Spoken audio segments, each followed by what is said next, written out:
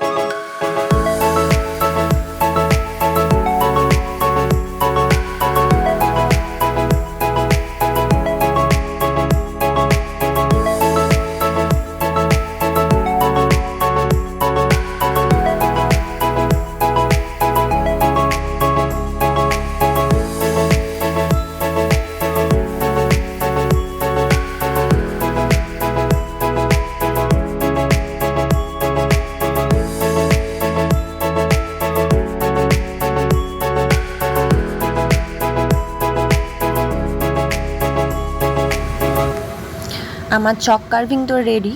এবার তোমরা বানিয়ে জানাও, বড়রা বানাবে, ছোটরা একদম এগুলো করবে না। আর ভিডিওটি লাইক কমেন্ট শেয়ার করতে একদম ভুলবে না।